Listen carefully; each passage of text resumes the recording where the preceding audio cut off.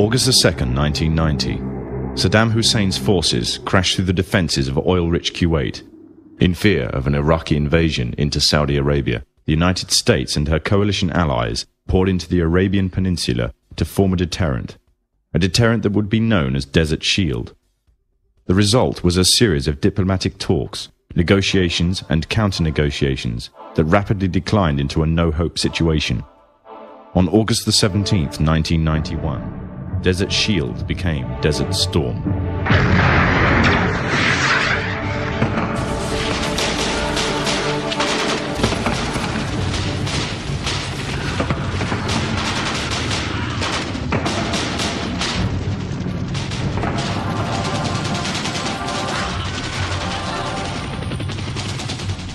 The conflict was witnessed by millions through the eye of CNN and the BBC, showing propaganda of the systematic eradication of Saddam's forces by a coalition far superior in technological, political, and economic power. However, what was little known was that from the outset the war was engineered, controlled, and manipulated by an elite group. A group which had created the illusion of a man with power, at the head of a million-strong army, on the verge of going nuclear. A man who had gained control over 1/5 of the world's oil overnight.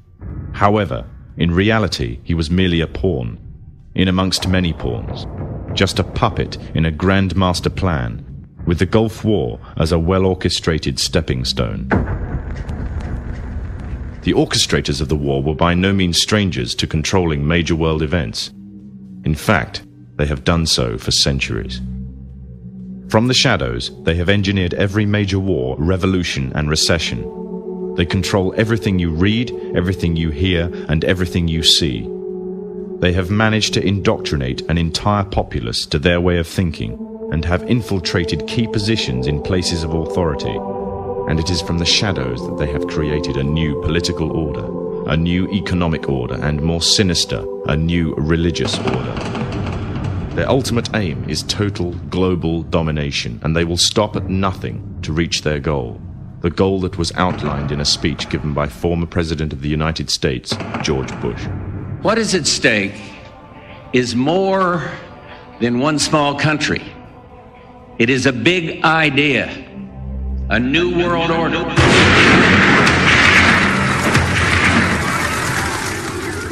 However, the origins of this global plan were not created in the offices of the White House. In reality, their roots lay in another war. This time, the year is 1095, and the place, Clermont, France.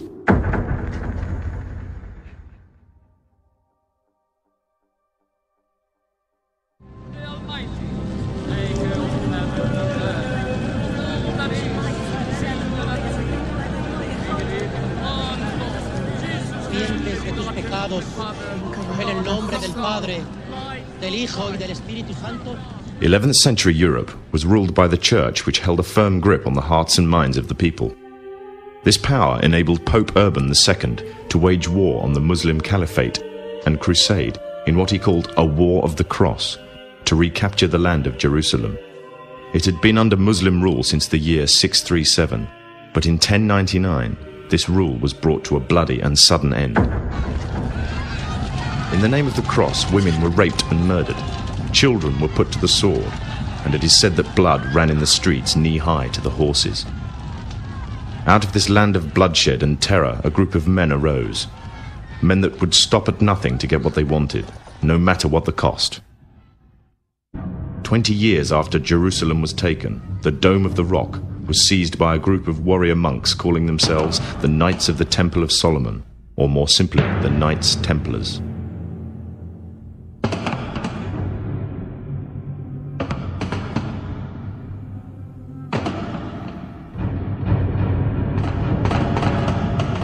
In Jerusalem, the Templars began to deviate further and further away from the practices of Christianity. They learnt the secret arts of the Kabbalah, an ancient form of Jewish magic, along with its dark rites and rituals. The Jews had learnt the arts from the pagans of ancient Egypt during the times of enslavement to the Pharaoh, and developed them into Babylon at the time of Nebuchadnezzar. In 1307, King Philippe of France arrested them for charges of denial of Christ, homosexuality, and idol worship, as well as magic. In 1314, Pope Clement V declared all Templars as heretics to Christianity, ordering all their properties to be seized.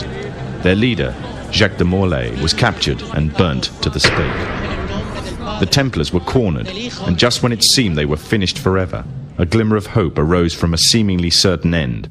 They were to find a safe haven as well as an ally. But not in France. In fact, in a country in a desperate struggle for independence against the English. The country of Scotland.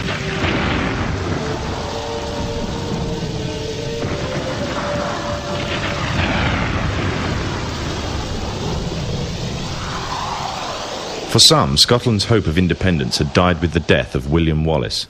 However, to the King of Scotland, Robert the Bruce, the arrival of the Templars gave him a new secret weapon.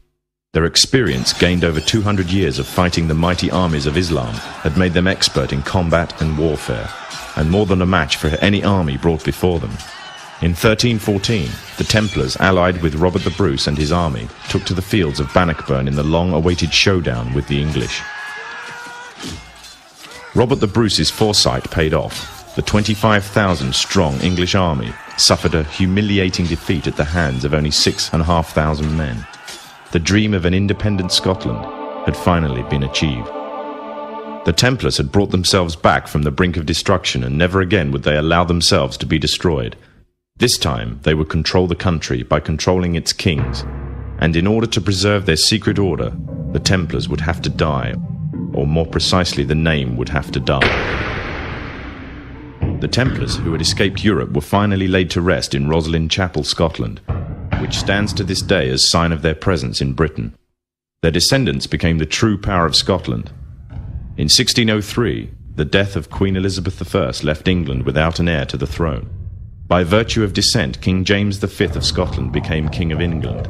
In doing so, Scotland and England joined to form a new kingdom, and the power that the Templars held over Scotland spread to give them a firm grip on the whole of Great Britain.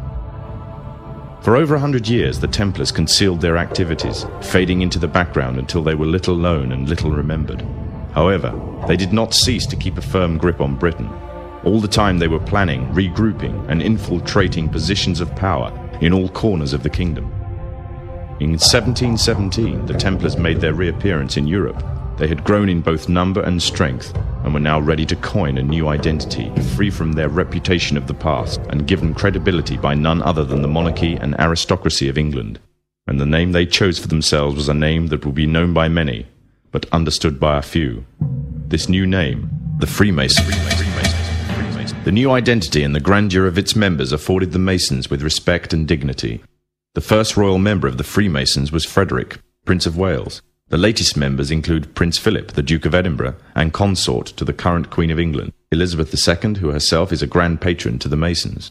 However, behind closed doors, the Freemasons were free to indulge in the secret rites and rituals handed down to them by their ancestors, and these became the basis of their levels of membership, called degrees. The Freemasons were not content with power in Britain alone. Their ambitions were far greater. In the years to come, the world would witness Europe and America being plagued by wars and revolutions, each more devastating than the other. However, these would not be as commonly believed, the spontaneous effects of a downtrodden people, but in fact schemes created by the exclusive few driven by hunger for absolute power. All this would take place from the very country from which they had fled centuries earlier, and would become the base for their global domination.